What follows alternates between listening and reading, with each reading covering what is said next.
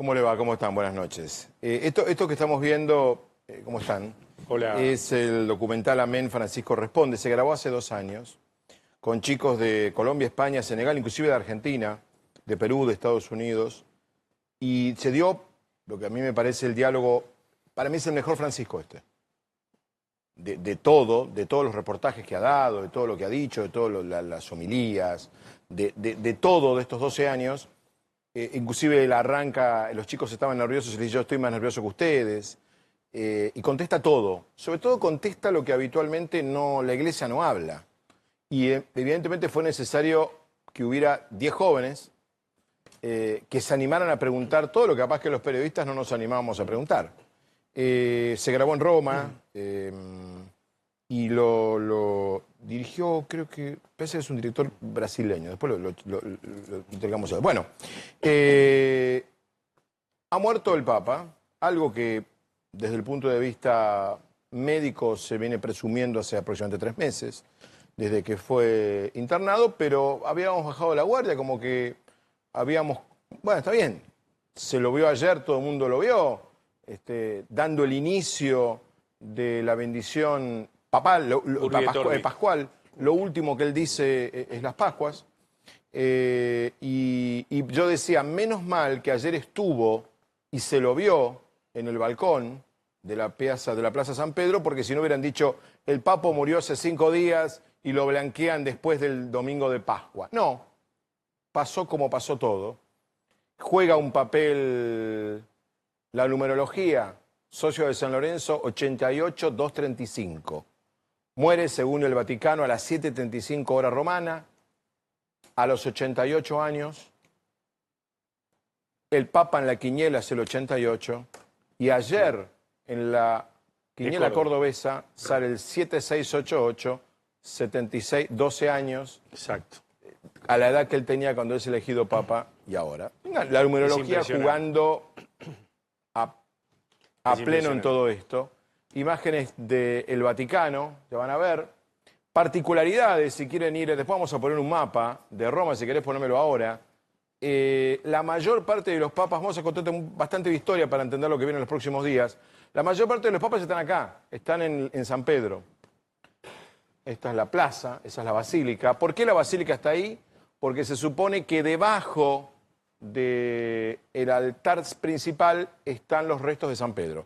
Algo que nunca se terminó de comprobar, hay 100.000 personas trabajando sobre es un debate larguísimo. El primer papa erigido por Jesús. El primer papa. Es un erigido por debate Jesús. viejísimo ese.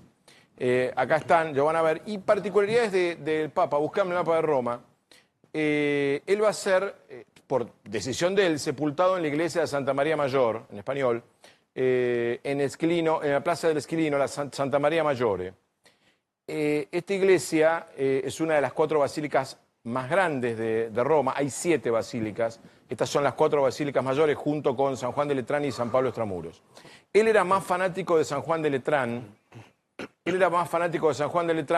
Pero elige Santa María Maggiore porque es la basílica más importante de Roma dedicada al culto a María.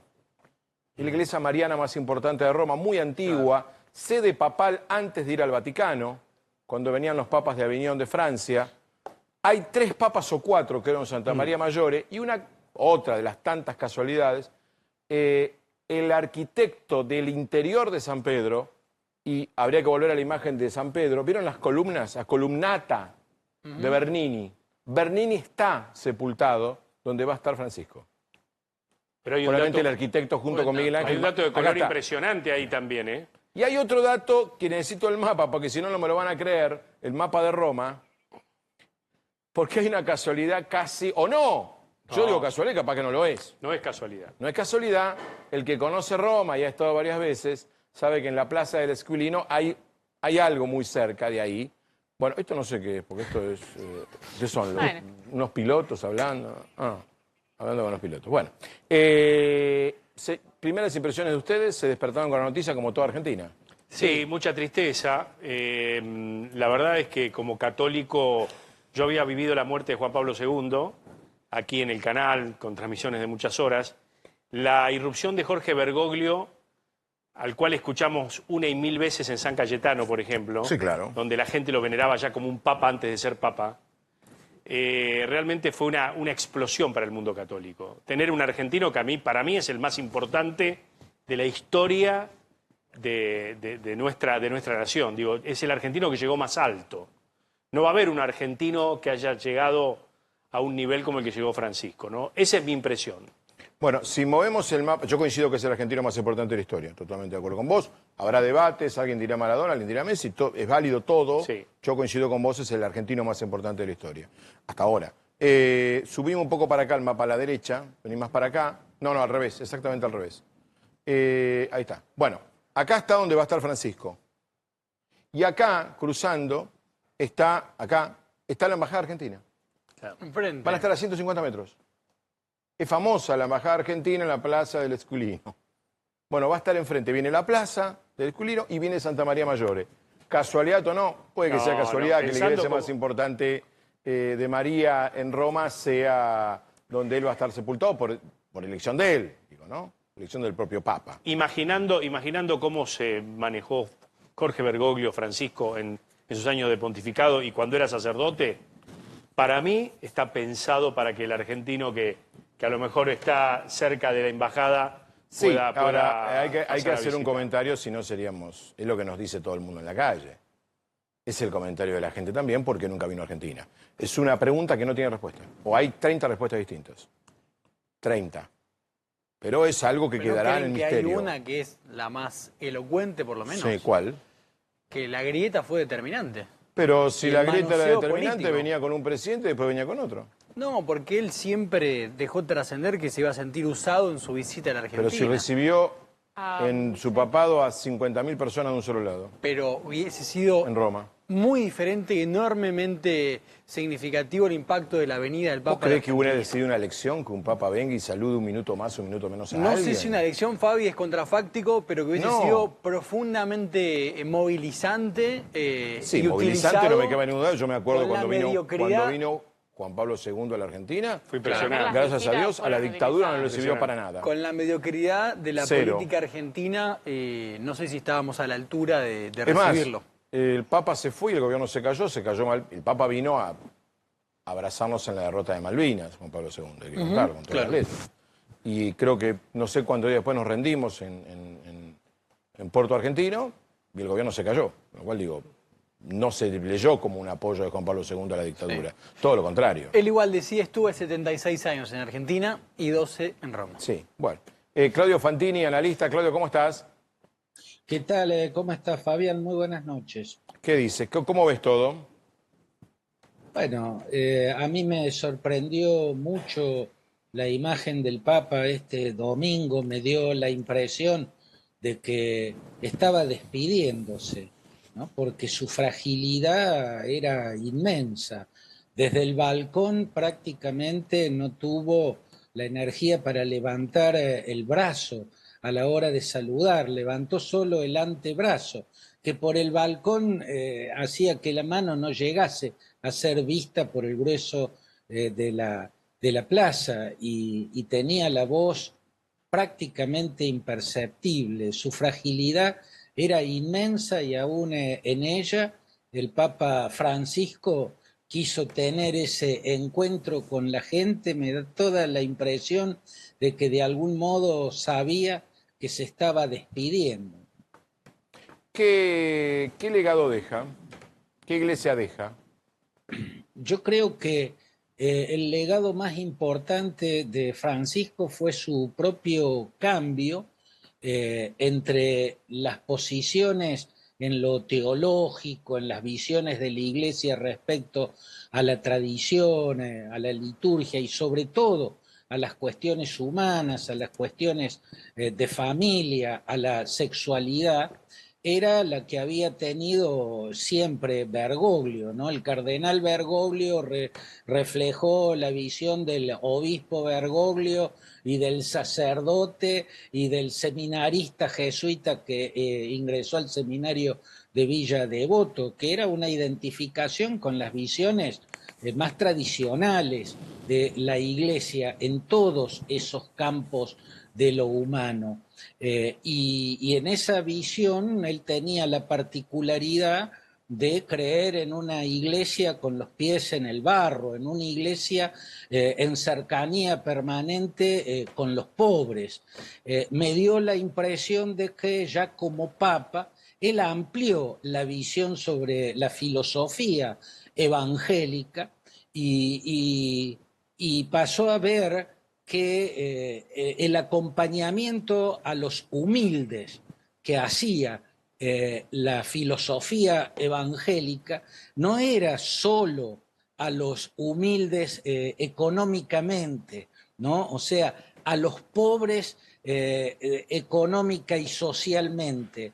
Era una cercanía, un acompañamiento a todos los débiles en el mundo, a todos los que sufrían marginación por razones raciales, sexuales y de otros puntos. Él amplió y cambió su visión al respecto, se hizo mucho más tolerante, quedó bastante lejos de aquel cardenal que, por ejemplo, frente a la aprobación del matrimonio igualitario en la Argentina, pasó a reconocer la homosexualidad, a tener una visión más amplia de ella, ¿no? Yo creo que su cambio, su amplificación de la visión sobre la filosofía evangélica, entendiendo que los débiles son también los marginados por razones culturales, raciales, sexuales, no solamente por la pobreza económica, Sí, no la pobreza económica. también los Sí, sí, sí. diferentes. Y ¿no? Claudio, Y se convierte... sí. ¿Perdón? ¿Por qué crees que nunca vino a Argentina? Bueno, yo creo que el Papa no supo resolver bien la complejidad de ser al mismo tiempo Papa y argentino. Y a la vez creo, y más que creer, estoy convencido, porque de eso está la evidencia, de que la política argentina no supo tener un Papa argentino, ¿no? Todos, de algún modo, intentaron utilizarlo. El kirchnerismo primero lo denostó y de las formas más descabelladas lo acusó de complicidad con una dictadura criminal. Y luego pasó prácticamente a usarlo de merchandising, ¿no? Me queda en la retina siempre esa mala sensación que me dio verlo en Santa Marta, rodeado de dirigentes y con una camiseta de la Cámpora.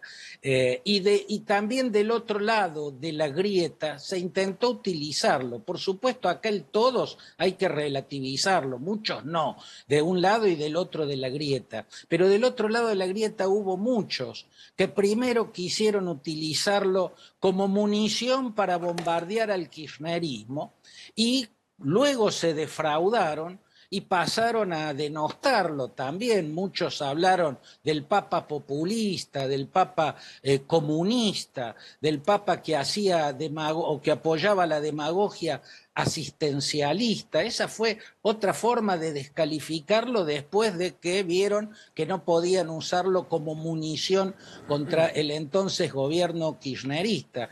En ese ámbito se llegó al paroxismo cuando un dirigente que posteriormente se convirtió en presidente, usando un lenguaje lefebriano, ¿no? Que evoca al sector que lideraba Marcel Lefebvre, un sector de la Iglesia profundamente oscurantista, enemigo de las reformas del Concilio Vaticano II, partidario de los ritos tridentinos. Ese lenguaje utilizó ese dirigente que luego sería presidente cuando lo llamó el agente del maligno, ¿no? Claudio. No fue agente la palabra, fue otra, ¿no? Pero bueno, son fueron exabruptos gigantescos que muestran el nivel de agresividad hasta delirante que generaba y que supuraba en todos los rincones del arco político la política argentina. Claudio. Creo que eso tuvo muchísimo que ver, si no la totalidad, de que este Papa no haya podido, como Ratzinger, que sí viajó varias veces siendo Benedicto XVI a Alemania, su país, o Karol Wojtyła, ¿no? El Papa Juan Pablo II, Polonia, que viajó a su Polonia natal, que estaba en manos todavía del comunismo, el general Jaruzelski la lideraba, o sea, una situación de una complejidad Juan Pablo II infernal, puso y su sin cuerpo en embargo Polonia. fueron. El Papa argentino Juan no Pablo pudo venir. II puso su cuerpo en riesgo, no solo su papado,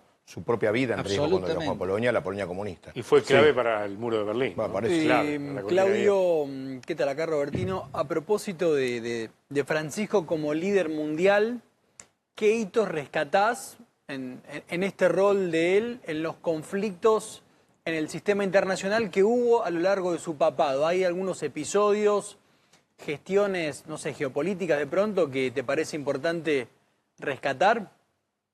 Yo soy crítico, Robertino, a su comprensión de la geopolítica mundial. A ver. Ahí también encontró limitaciones grandes, tal vez presiones muy fuertes, por ejemplo, para apoyar a la Iglesia de Nicaragua en su lucha contra la dictadura que encabezan Daniel Ortega y su mujer Rosario Murillo. También tuvo mediaciones desacertadas en el escenario venezolano, donde era visible que había un régimen que con las mediaciones y las negociaciones lo que hacía era ganar tiempo.